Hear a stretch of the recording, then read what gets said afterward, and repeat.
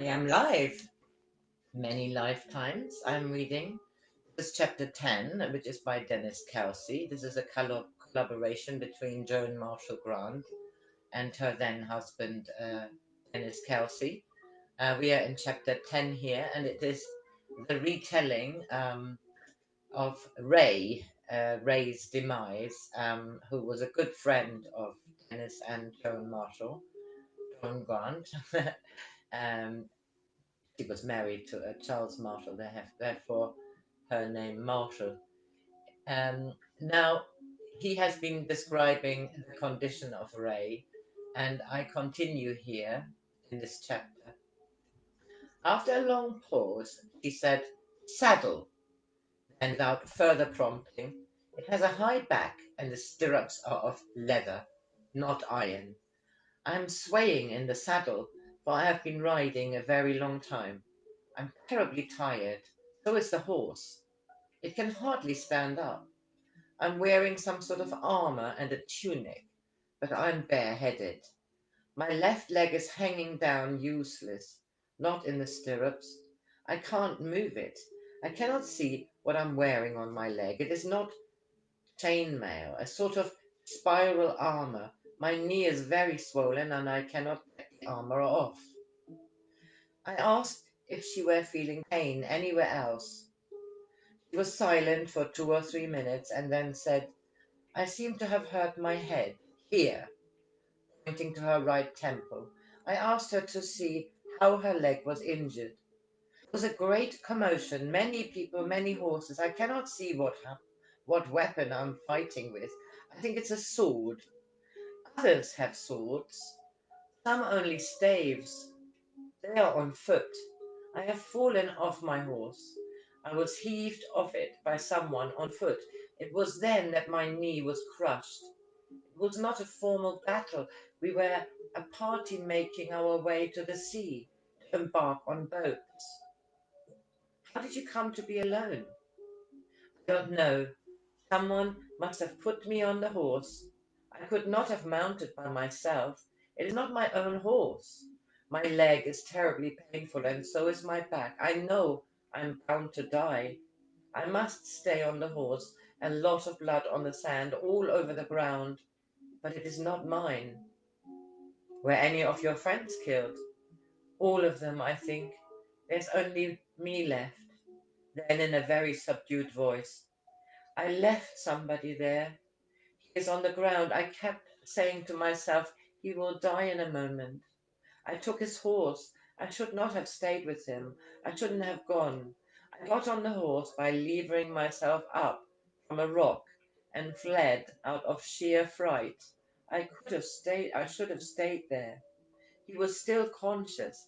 I can never forgive myself for deserting him." It was obvious that she was in an anguish of remorse, so I tried to comfort her by saying, "If it had been you who was deserted, would you have found it impossible to forgive him?" "Of course not. It would not even have been difficult." "Then why do you imagine that his capacity for forgiveness is so much smaller than your own?" "I don't, of course I don't. He was a far braver and more generous man than I. That is why I cannot forgive myself for leaving him." "Then he must long ago have forgiven you. Why will you not use his forgiveness to forgive yourself?" She was silent for several minutes. "Through false pride. I was too arrogant to accept forgiveness for being a coward. Cowardice was humiliating enough. And my pride made forgiveness seem a further humiliation. To accept it would have put me under an obligation. It was easier to punish myself over and over again by trying to forget my cowardice, through enduring pain I need not have suffered. But I am no longer too arrogant to accept forgiveness. I shall be able to forgive other people so so easily now that I can forgive myself. After a long pause, during which she looked drawn and tense, her face relaxed into a smile of contentment. That is over now. I am at peace with myself, and the difference in my leg is indescribable. Ray left Cologne on the 6th of September, for although her appointment with the cancer specialist was not until the following week, she wanted to be home in time for the birthday of her elder son. The clinical notes I made on the previous evening read: her general condition is good and her morale high. The lump in the breast seems definitely smaller and is less firmly attached both to the skin and to the underlying muscle. Apart from a doubtful epitrochlear gland, I can find no evidence of metastasis. The ominous signs are that she has lost 7 pounds during the 6 weeks she has been here. I hope this is due only to the fact that our diet is high in protein and non-fattening. She now weighs 133 pounds, a reasonable weight for a woman of 5'8". She gets breathless very easily during a walk, even considering that most of the tracks are steep and stony. She has less stamina than I should have liked to see, and there is still that chance in the timbre of her voice, that change in the timbre of her voice. We can only hope that these signs do not indicate a persistence of the cancer process.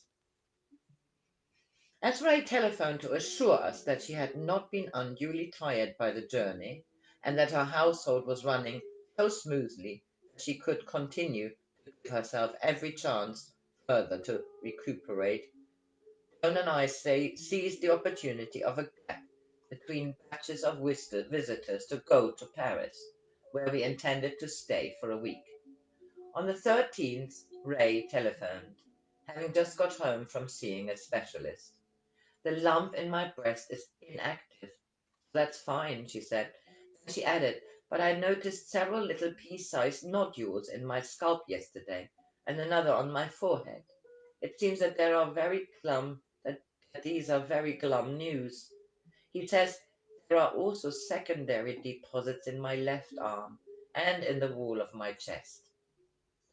Joan and I were so distressed by these new signs that it was futile to pretend that we could enjoy a holiday. We came home the following morning.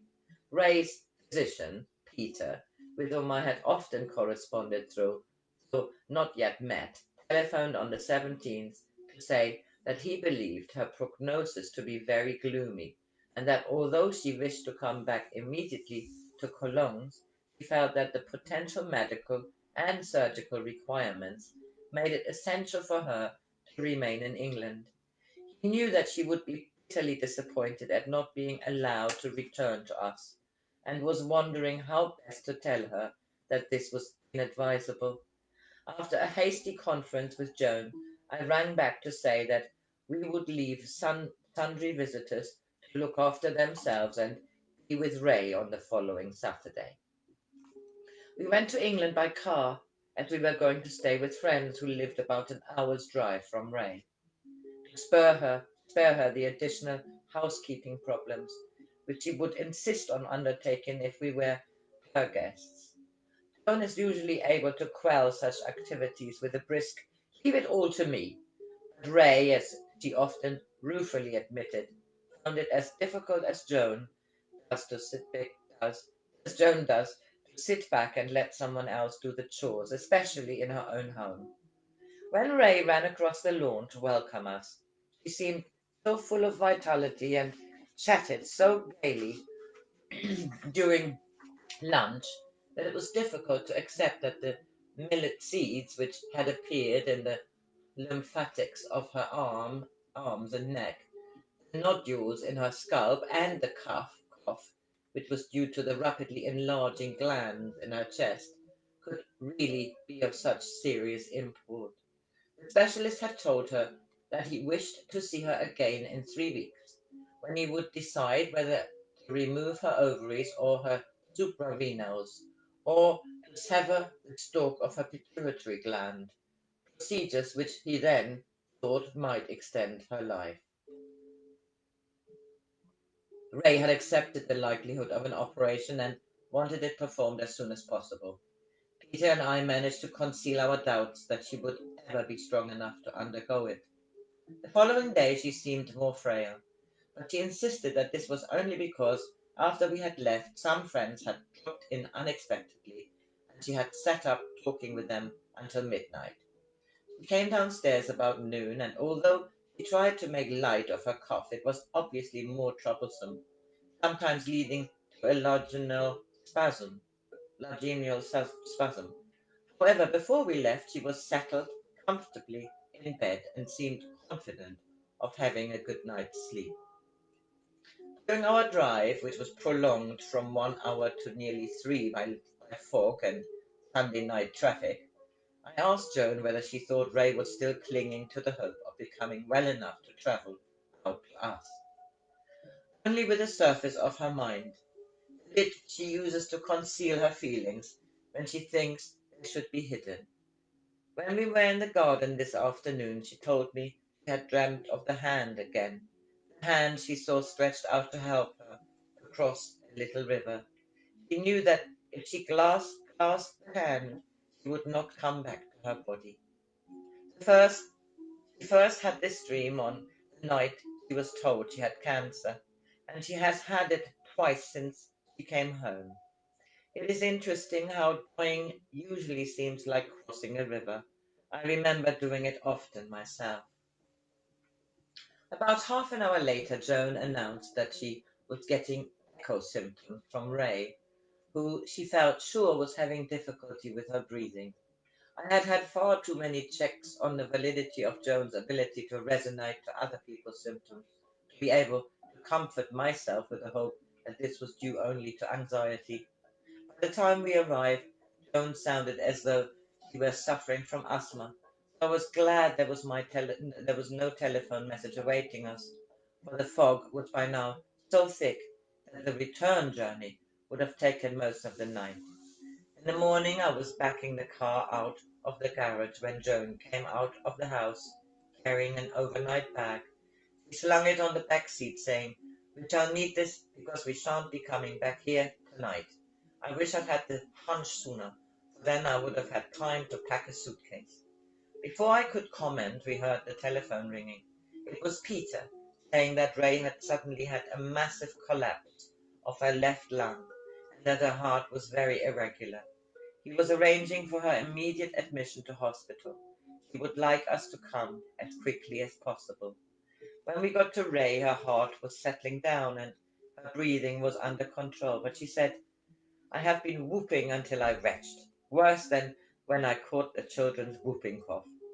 She succeeded in remaining so calm and even cheerful that the young ambulance men obviously thought she was suffering from a trivial ailment and treated her in a jocular manner, intending to inspire confidence. On the way to the hospital, one of them asked her, "What's the trouble? A pain in your tummy?" In a moment of exasperation, she replied, "A teeny bit more tiresome than that. I'm riddled with cancer." When Ray told us this, she added regretfully, "The poor boy blanched with horror, and I felt such a bitch." X-rays showed not only that her left lung had collapsed, but that fluid was accumulating on the right side also. In addition, she had a huge effusion caused by cancer nodules in the pericardium, sac which contains the heart. There was no longer any question of operating. It was doubtful if she could even have survived the anesthetic. When Peter told her of this decision, she realized at once that the prognosis was hopeless, and thanked him fervently for having had the kindness and the moral courage to spare her from the farce of trying to pretend that she did not know she was dying.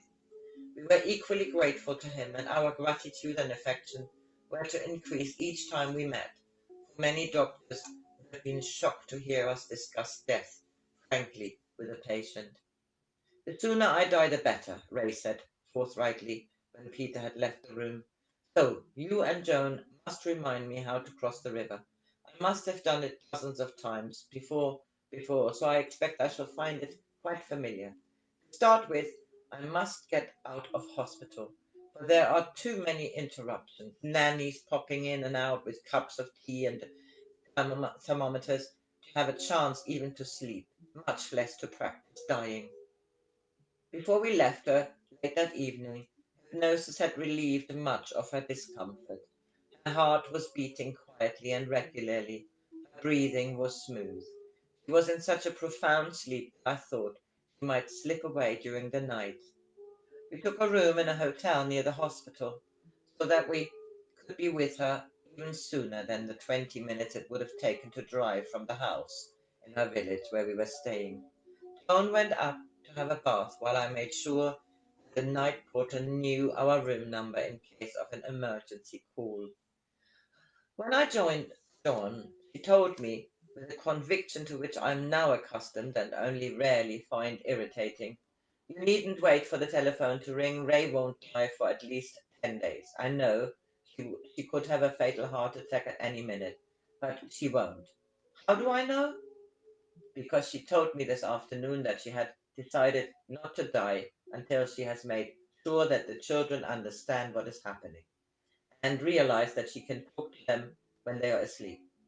She also wants to see various friends, especially those who she knows are scared of dying, and to tidy up her papers and give away her things. She says she felt exactly the same urge to leave everything in order when she was preparing for the birth of a baby. So I am continuing this another time. Today is Saturday, the 5th of October.